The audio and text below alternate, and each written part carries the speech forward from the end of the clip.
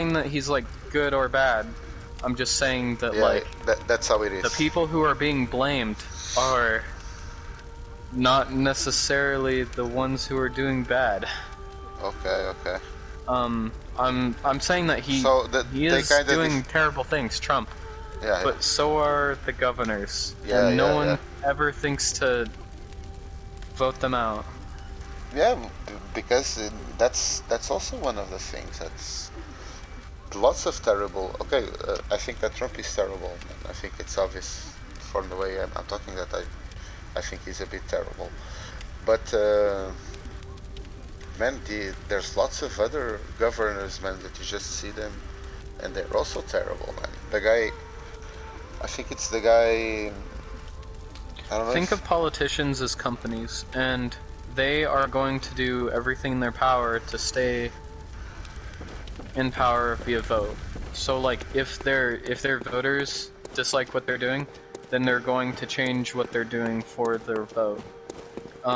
So just because they're doing something bad does not matter to them as long as their voters that's what they want because they're currently getting a 200,000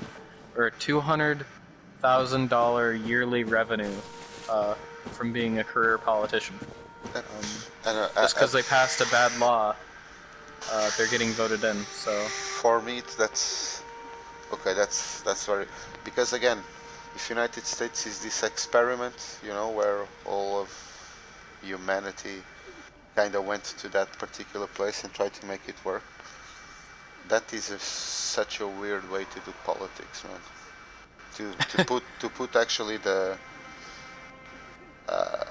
the lives um, of people on a bunch of guys that are trying to make a career just to get as far as they can inside of that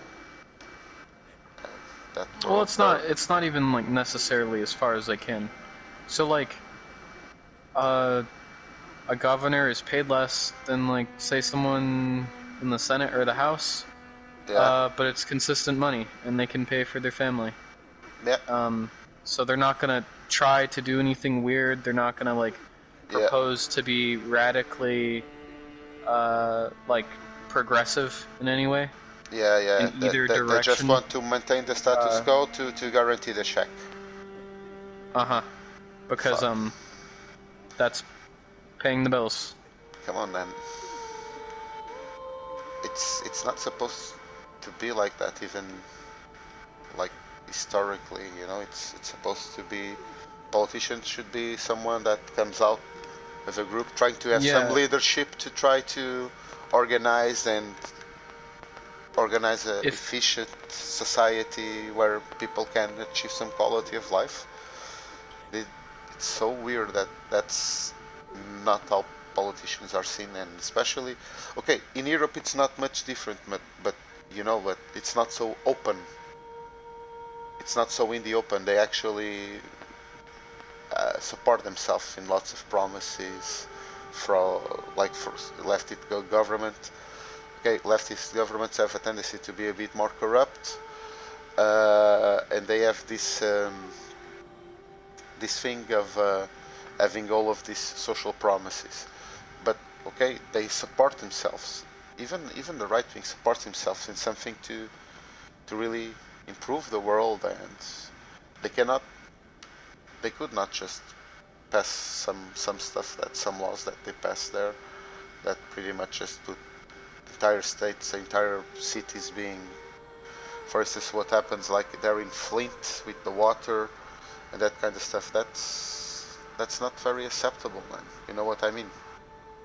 You know what I'm talking about? That mm-hmm. how can that governor or whatever be elected, man? How can he? How can anybody vote for him? You know, he doesn't even try to hide that he's not there to help anyone of his constituency. um I don't yeah.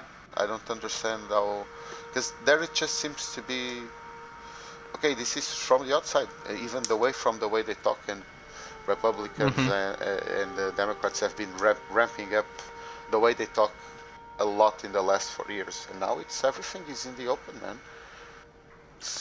So everything is very, I don't people know. don't really realize it, but um, this is like completely pushed by the public. Um, Okay.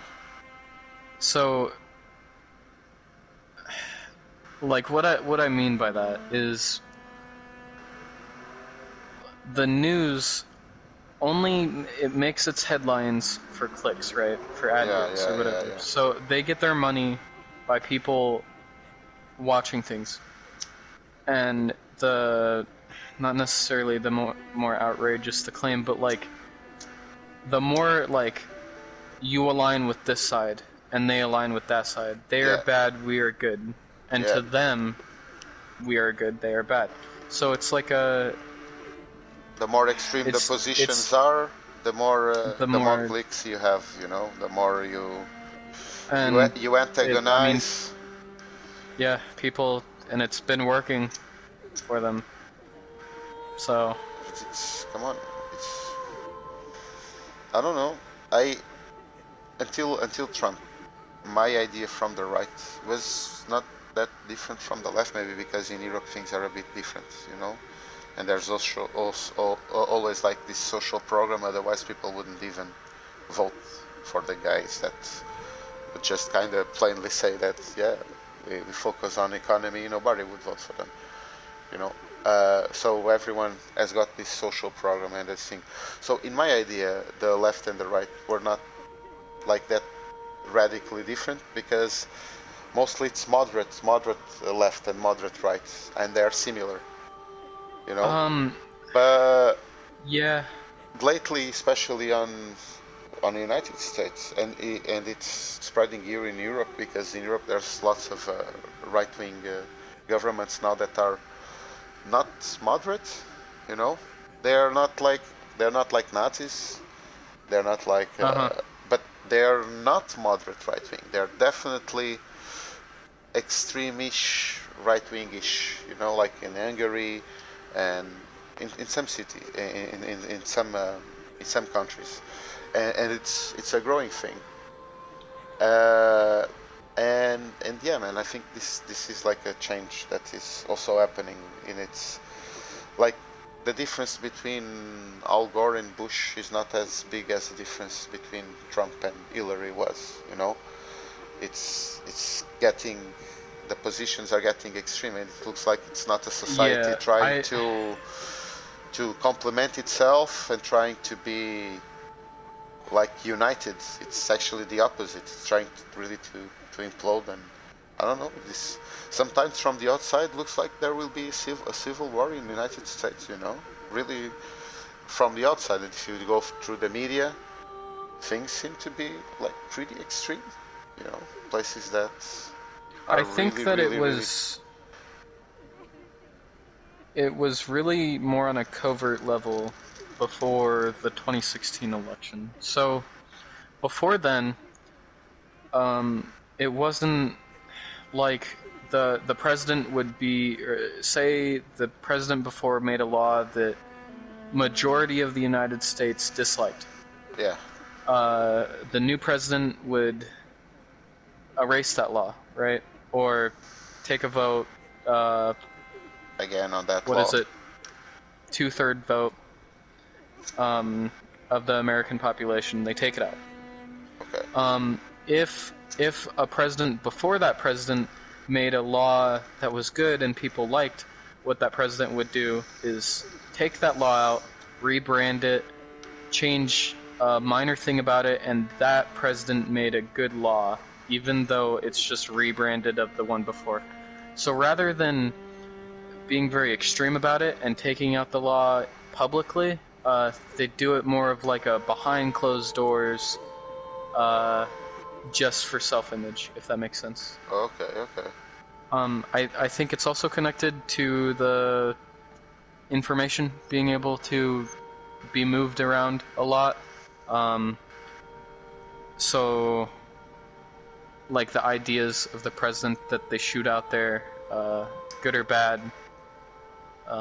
it's going to a lot bigger of an audience than, say, Reagan when there was Yeah. no Yeah. internet. Like, there's no like internet boards talking about that, or like the closest thing would be to be going to your local get-together place and talking to the people who you always talk to, who are Yeah, going to yeah, have yeah, yeah. Now it's generally everything. close to the same. So I think that now there's turmoil because people get to see other people's points of view. So it's the internet at the end. This revolution, it's people. It's the birthing rights of internet age.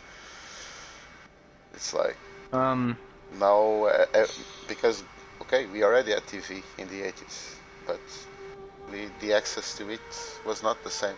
I can go now to the YouTube and see what Trump did today, or any politician and whatever, and I couldn't do that a while ago. Is that what you?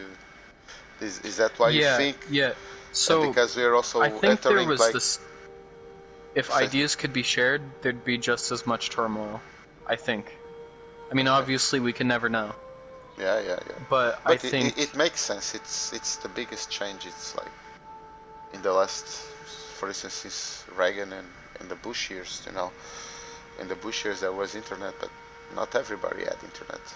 Now pretty much everybody has internet, and And you everywhere in saw it the a lot world you with. see channels and stuff, and people having their own opinions. I mean, even in 2004, the Obama against. Gosh, no, not 2004. What am I thinking? 2008, 2008. yeah. Um, what is that? Obama against Romney? Mitt Romney, yeah. Yeah. Um, people had the internet. I mean, I had the internet then, but it wasn't used for political views at the time. It was like haha cat video, you know? It Yeah, wasn't like yeah, yeah, CNN yeah, didn't yeah, yeah. have like it didn't upload its videos, or Fox, or like Yeah, Washington yeah, Post. yeah, It didn't yeah, yeah. like it wasn't used for that. And now that it is, it's kind of Yeah, you cannot avoid political videos like on YouTube or wherever you go. You cannot avoid them there. They pop up there because there's so many. There's so many stuff that is. You just go to YouTube and there's lots and lots of different. in the end, I think of it as like just a large argument where almost nothing happens, and maybe it'll work out in the end, and maybe it doesn't. But I do think that it could be in the correct direction, Okay. the turmoil. Just because we now have the ability to get information around, and it's not just gonna that isn't just gonna go away all of a sudden, Yeah. and so we have to figure it out because this is completely new. There was no civilization on Earth before that could This. pass information like this Yeah. and Yeah. like go to turmoil this quick.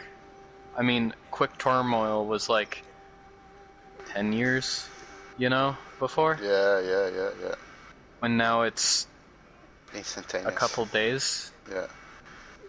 Oh, and you saw this last George Floyd thing, man. Like it's not the first time that a black person is killed No, and by a that policeman. was. But if that happened like I don't know 15 years ago, it wouldn't be the I same mean, because and it wouldn't it did be. in '99, the LA riots. Yeah, yeah, yeah. Um, Like but the Rodney King yeah. video. But okay. But meanwhile, Have you seen the rooftop Koreans and stuff like that? no, I don't know what you're talking about. Rooftop Koreans? So in Koreatown in Los Angeles, Korean establishments were getting broken into. Yeah, yeah. And this is like quoted by them. They said that it was like mainly gang members and like cholos, so like Mexican gang members and stuff like that were breaking in. And so at the time, guns were a little bit more lenient in California specifically, and so they were like shooting people that were breaking in and stuff like that. Hey, And it I'm was a seeing it, very, man. it wasn't a very shared topic until very recent, like in the past 2 years probably, where it's kind of like circulated around America, like, hey, there This were happened. people that were affected. This wasn't like a perfect riot. I mean, obviously, no riot is perfect, Yeah, but man. like Come there on, and were there was people lots of outside of like. looting, man. That had nothing to do at the time. But nowadays, I can actually understand a bit better, man, because of the videos, man, because of how fast the information and because of the numbers. Like, if you think about it, like, you know much more about, for instance, police brutality nowadays that than you did in 1992, or no? Oh yeah, and I'm sure the Come on. numbers were higher than they show. Yeah, man. Like, I okay, my awareness of the issue has been greatly heightened in the last few years when you start seeing all of I these don't think it's stories. And anything new no, it's as not well. new. This is like, It's actually a bit, probably less and less and less, but still it's too much. I don't know how it was like 50 years ago. How many? a small amount of bad deeds doesn't make those bad deeds any better. Yeah, of course, man. Or a It's still, smaller, I should say, not a small yeah, amount. but I'm guessing that it was much worse like 50 years ago, and like much higher numbers of police brutality.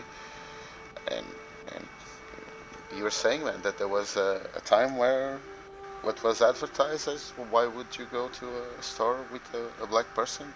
How do you think that police was behaving at that time towards black people, man? Yeah. Come on, it must have been even worse. Now, in a time that there's businesses that have quotas, and there's a theory that we do not live like already in this super racial society. Things still happen like they happen, Um. and that like they've been happening. Imagine how it was before. Yeah. This is a bit off topic. Um. How do you how do you feel about guns and like the populace owning them?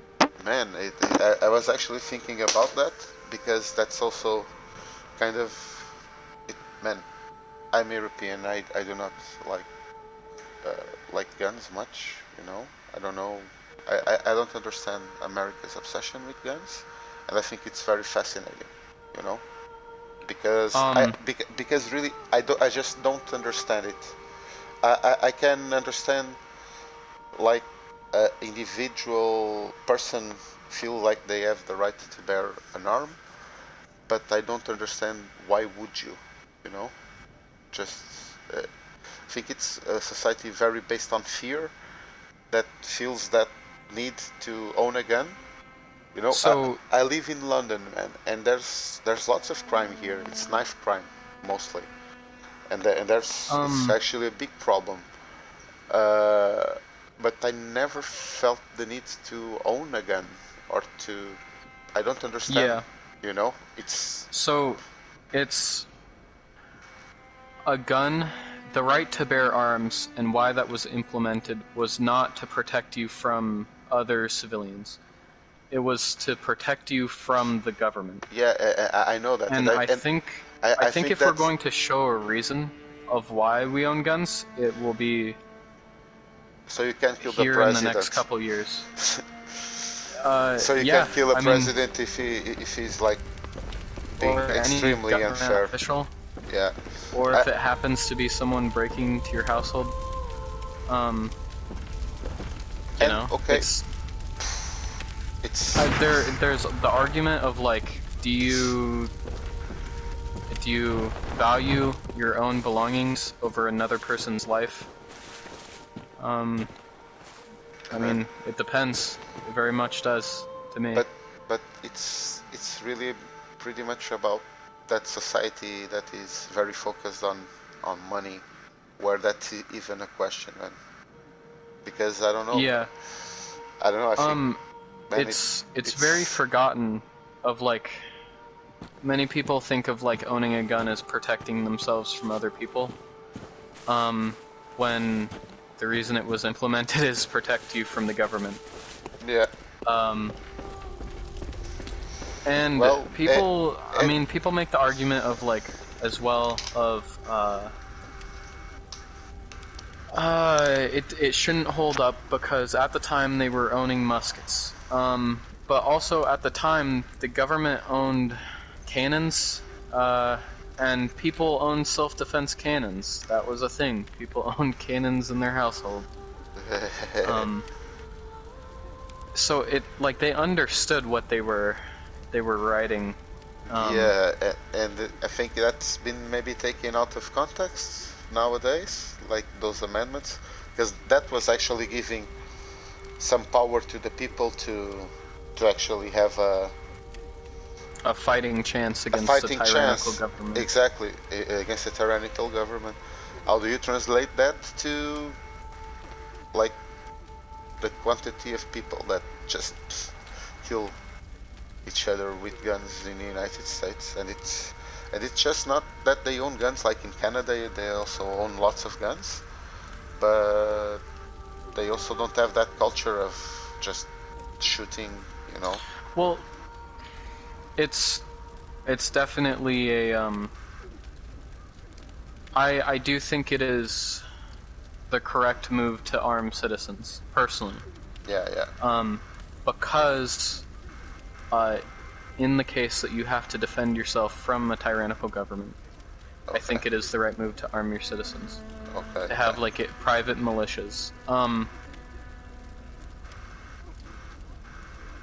And I do understand that because, oh, come on, if, but then again, that comes from like a fear on a fear of democracy really failing, you know, because Yeah, uh, uh, uh, uh, that's the point. Is uh, uh, if it uh, does fail, but the way that you avoid democracy failing is like pretty much by voting on non-tyrannical people, you know. It's not really hoping that things won't go wrong, and then if they go wrong, okay, we got guns to defend ourselves against the like you military that, said, it's an experiment yeah, but and the first of its kind. but okay, but just think about it. You organize a militia.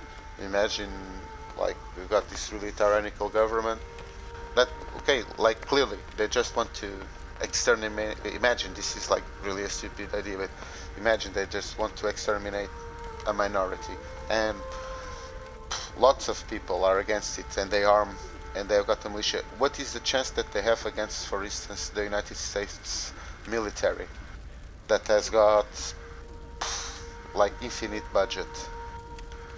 Um, Do you think that even like having ARs and so whatever, do you think that you can do actually anything against a government? yes, Yeah. Okay. because okay, but it's not just about like manpower. Um, but majority of people that fight in the military do not like the government at all, in the slightest. Um, it is very common that you find veterans hate the government. They do not trust the government in the slightest. Are you talking about this particular I government or any government? yes, This particular one. and the United States Okay. military, most Okay. branches, like I'm saying, like infantry troops, do not like. Okay. Sorry. So in America, gosh, I can't even think. I can't remember the numbers, but the amount of privately owned guns, or like not even the amount of privately owned guns, but the amount of people who own guns in America, is a gargantuan number compared to the infantrymen and women in the For real? American forces. Yeah, it is a giant number. Okay. But still, man, you have to. but you do understand that those gargantuan numbers would never be united against a tyrannical oppressor. Do you know that?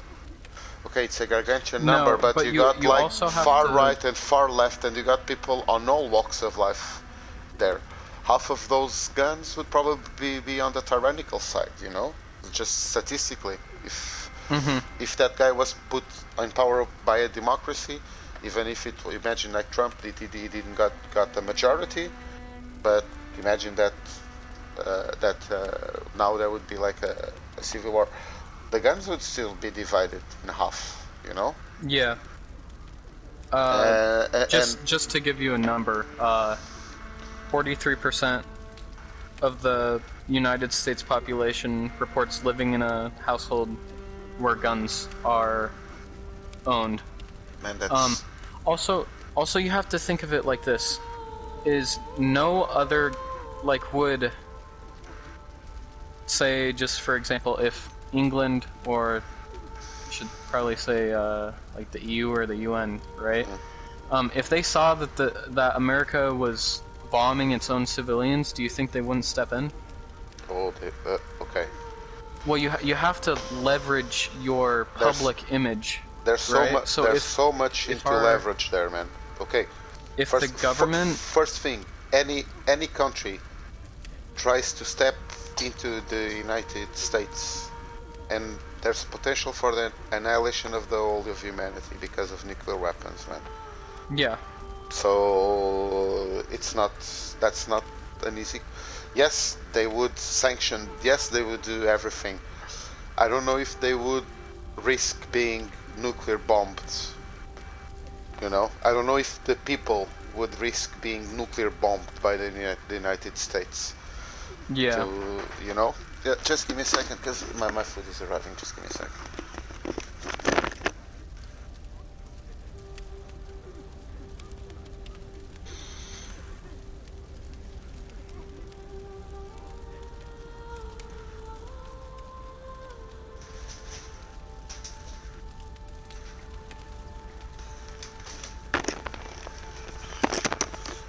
You have to consider that nowadays, like, humans have the technology to actually end their own existence, man.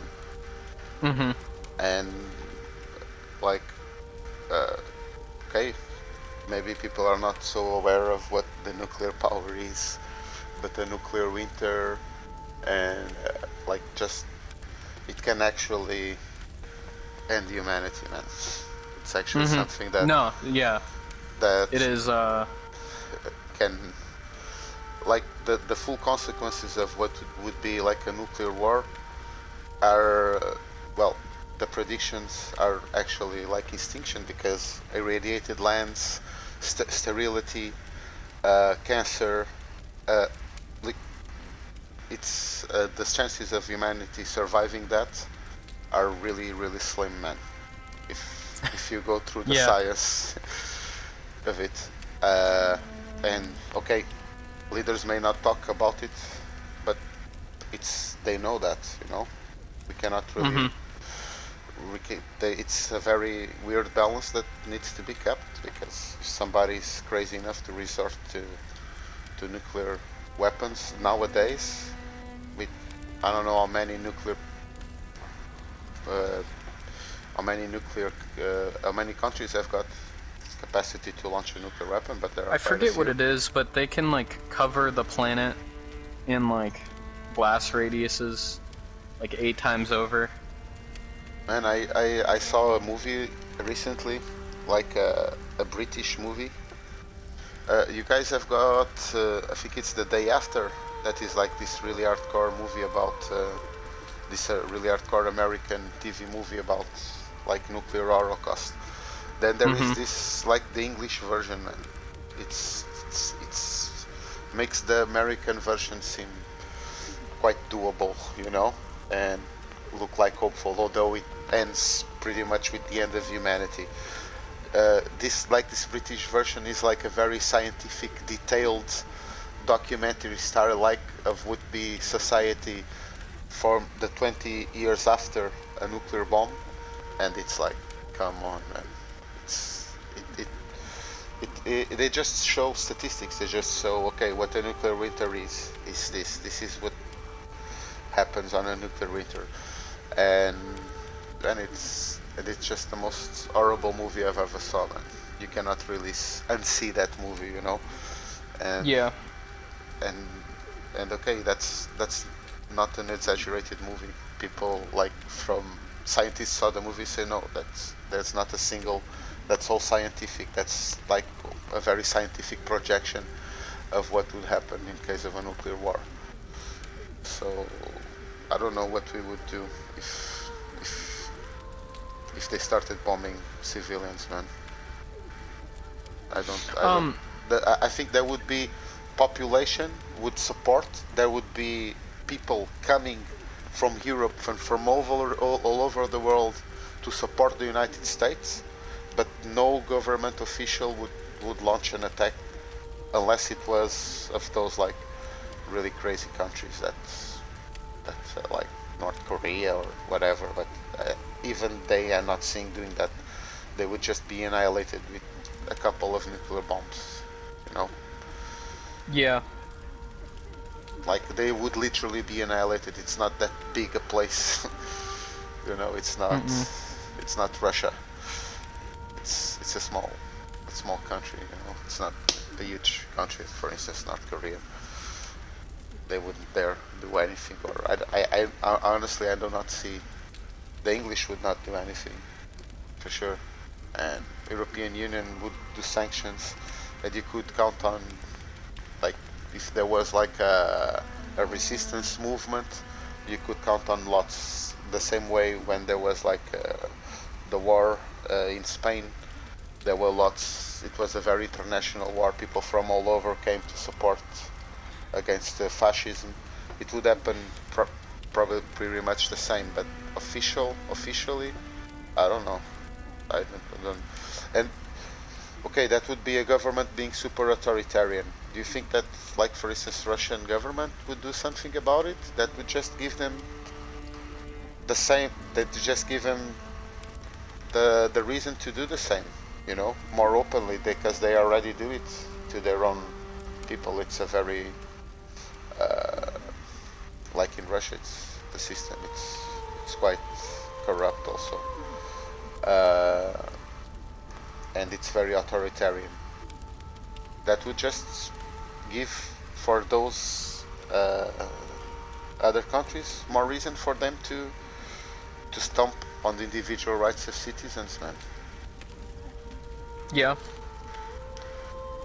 So yeah, I don't think there's lots of solution. Because okay, for one side, not having guns is, I think it's the way to go. But I also understand that trusting governments, it's a very dangerous thing to do. But I do not actually see how they are really that connected, you know, because I do not think you could overthrow a government by having guns, just by having guns, you know. It would not be effective in any way. That would just mean war, you know. Yeah.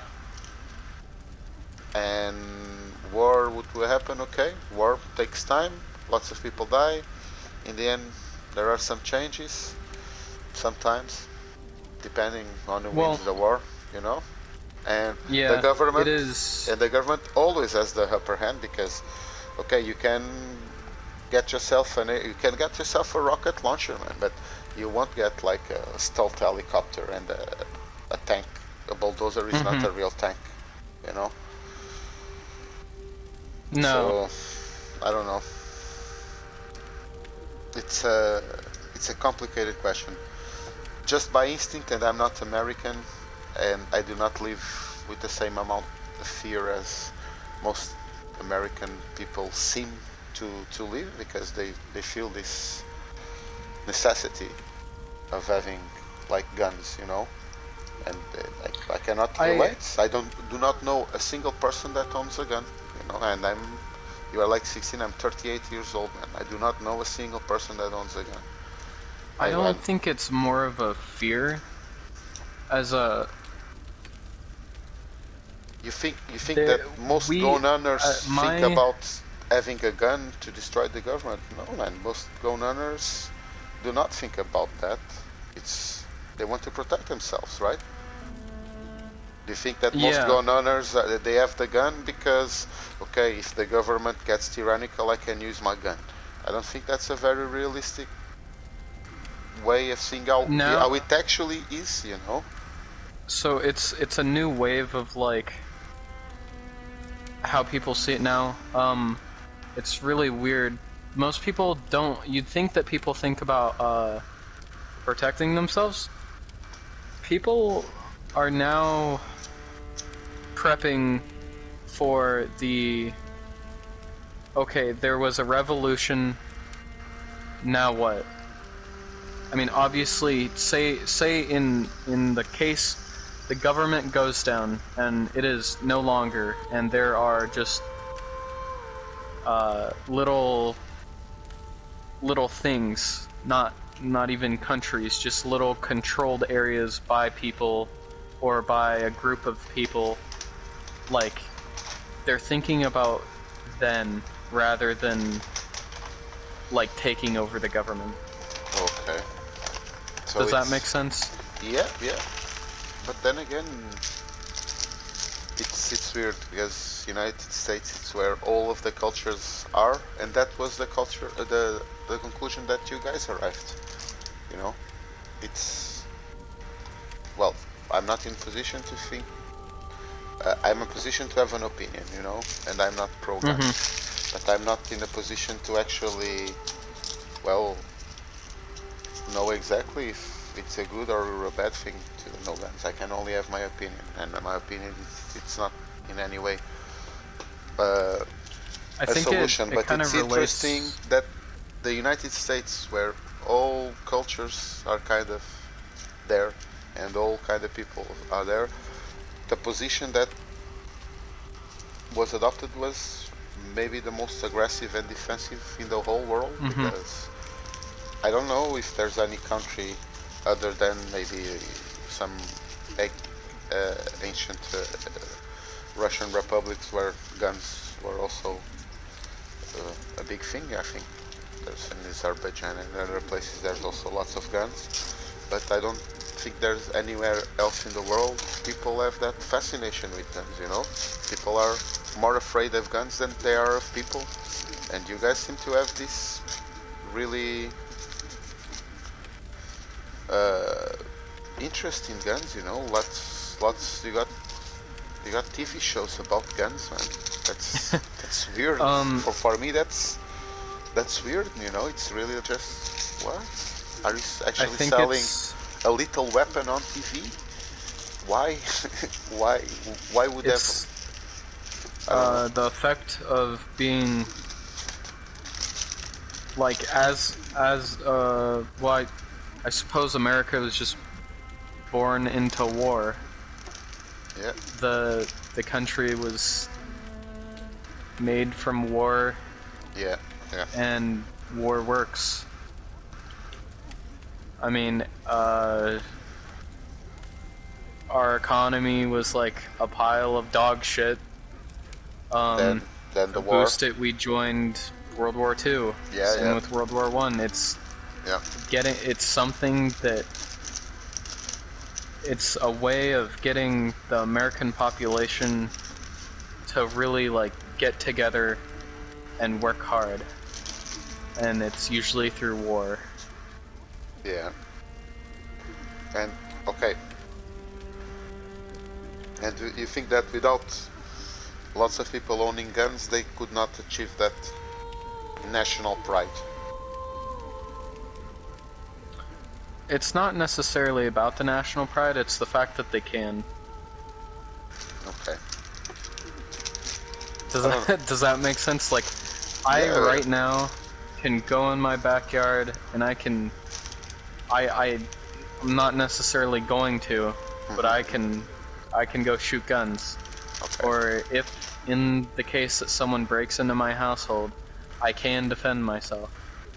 I'm Okay. not necessarily saying that That you're expecting that to someone happen? will. Yeah, yeah. It's more of a I can in the case that it happens. Well, it really is a cultural difference, man. Because I don't know if somebody broke into my house, I don't have a gun, you know. Yeah. Uh, I I would just maybe call the police if I had the opportunity. I do not expect people just to murder me. So, and if they take some of my belongings, okay, take it. I just hope they won't hurt me, Uh, I'm certainly not expecting that and not thinking that can happen at all. On the street, it might happen, not in my house or Mm-hmm. breaking into a home. I don't know how homes are there, but breaking into a home only if you live like in a secluded place. I would have to Yeah. worry about if you live on a well-lit street. You're not really a target, right? Like if there's neighbors and it's not really easy to break into that house. Yeah. So Along with like, since there are poor neighborhoods, like hoods and stuff, uh, people think, or I mean, I don't live in a hood, mhm. uh, but at least from what I can gather, it is a mentality of like, um, they, like, I've gotta, or else I will get shot before them. It is me killing them before they kill me. Okay, but you were talking about those hoods are mostly made by Black African Americans that are actually on this kind of bubble that was created by the government where they injected drugs, they try to suppress their rights, try to suppress their votes. Mm-hmm. So, okay, that they created a violent subculture is hardly a surprise, right? But Yeah. it's not just the problem is just not the hoods, I'm sure. No, When you no, see but what actually I'm who owns just using that as guns, like an example. yeah, yeah, yeah. But when you see stuff with people in guns, you see people from all over the United States, from north to south, white, black, regardless. There is a cultural fascination with guns, regardless of what the motivation is. The fact that you're also so, it's also so present on daily life. I think that Mm-hmm. probably you meet someone, and it can actually be a topic of conversation. A gun, you know. I'm not saying that that you just meet someone and you start talking about guns, but it could be something that could happen because, well, It definitely happens you quite know, a lot. okay, come on. For me, that's like the weirdest thing. I know a person. I talk about music, or I talk about politics, or I talk about the video games, or I Mm-hmm. talk about the movie. I Well, never guns are talk ingrained in about politics, guns. though. Here, at least. Yeah, yeah. Look, there's awareness of guns. You know, I know people that own guns, but it's so rare, man. And because people look, revolutions still happen in Europe without people being harmed, man. When you're talking about education, if there are like people that are educated, even in military and stuff. So in Portugal, there was a revolution against a dictatorship.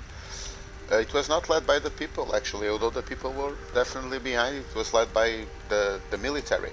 You know, they were tired of colonial war. They were tired of pretty much the dictatorship, and they overthrew it.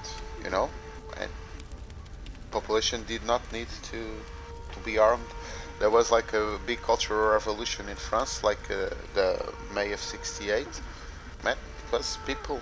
They had no guns, but they changed at least a little bit society for a while. They presented new ideas. It was kind of like a big revolution, like with lots of protests, like what happened there in the United States now, but a bit more aimless. It's something that is still very discussed nowadays. that revolution of '68 a bit more aimless because it was very diversified and there was not it was not such a black and white message like end racism. You know, it was not something that it was so, I don't know, so obvious Yeah. that something is wrong. It was more of this social anxiety brewing about the state of the world, and that exploded on this revolution. But there was a revolution, and there were no guns involved. You know, you do not actually need guns to make a revolution. You need guns to make a violent revolution. But my revolution is actually changing mentalities. It's changing ways people think. You know, if we all kind of think alike on some things, we could adopt those things, and I'm sure that there are lots of things that American people have in common. You know, it also it really came about in the Cold War. Yeah. For the United States. So it was I mean, obviously like an arms race, right? Yeah. And that was like between governments. I mean, realistically, were there that many like Russian or sorry, I shouldn't say Russian, Soviet insurgents in America really like killing our wives back home, you know? It's like it was more of just like a way of the people to have control in some way. Okay. If that makes sense. Like no one citizen in America could have done anything about the Cold War, right? Yeah. I can understand what you're saying. And so it was just like a we are all human beings. We all need to assert some control over our lives, or to create some mechanisms to give that illusion that we have got some control. In that case, having a gun would protect you from the commie that would show up in the night to do something that you did not control because it was a government issue, right? It was not something that you as a citizen could do anything about.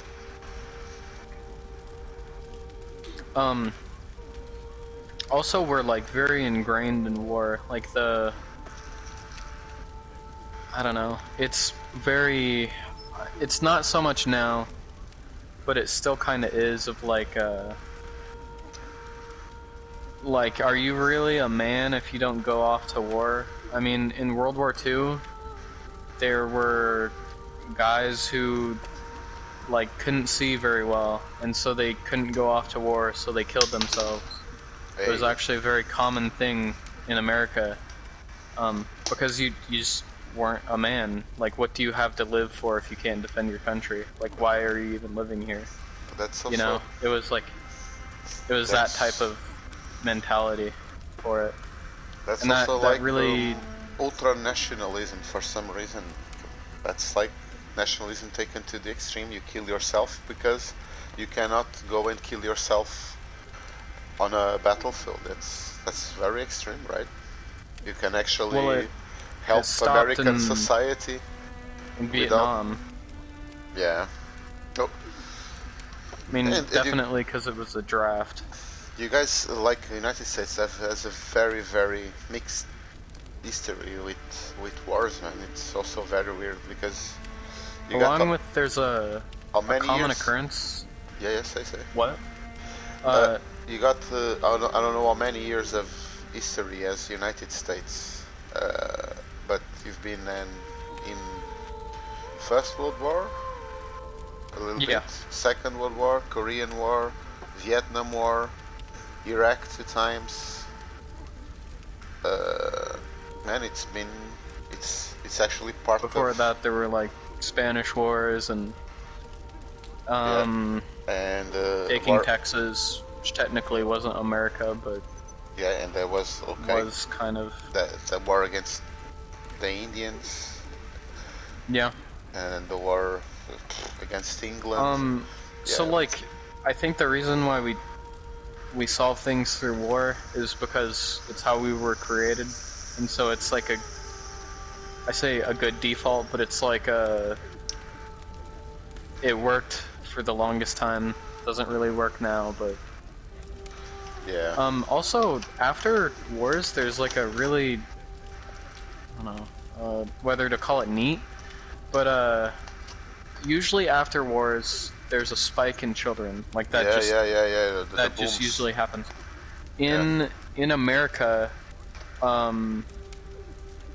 it's like 70% of all babies after wars are male. Um, it's like a mechanism that we have to like prepare for another war. Fuck. That is very interesting in terms of human biology, man. That is very scientifically interesting. So that's a thing that has been studied. That Hmm. after a war, 70%. Man, that's. Sorry, it's between like 59 and 80%, and it ranges in between there for each war. But they started to see the trends after World War One.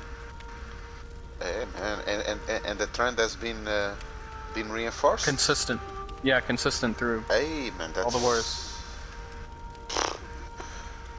that is amazing, man. Yeah, it's it's really weird that we like our Oh, genetics are. come on, that is the weirdest thing, man. That is actually amazing.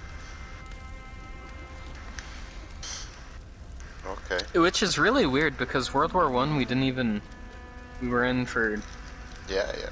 8 months. Yeah, I actually said our World Still War One the a little bit there, not not full blown, not like Second World War where you guys pretty much.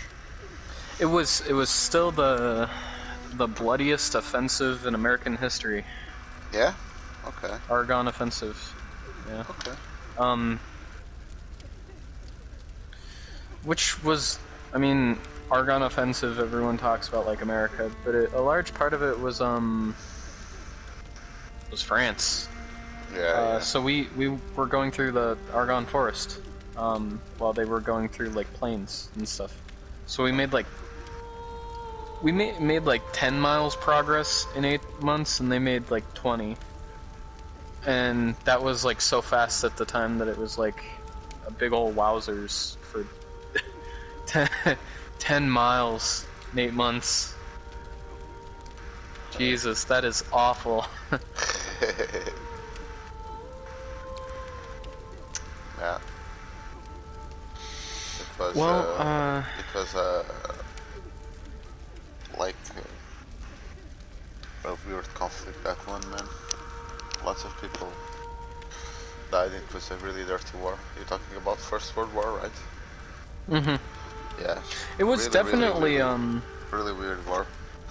It was a change on wars, you know. It was the first global war, and it was first chemical things used in war, and well, generals had the mentality of like like musket battles, yeah, yeah. which does not work against like 300 rounds per minute like chain guns, But you know. but it was in certain things. It was a very different war. For instance, in the air. So Mhm. they had like dogfights and stuff, and it was still this very almost medieval chivalrous relationship where they would kill someone, go down, pick up their plaques to send flowers to their family, although it was on the other side. They had all of these rituals. They were still like the Yeah. aviation was still on its beginnings, and was this kind of almost like really different spirit. Aeroplanes. Yeah, yeah, really different spirit of war. It was a really, really strange war, man. Because Um, I don't know, it was very dirty. Lots of people died with diseases and trenches. a lot of people think that shell shock is PTSD.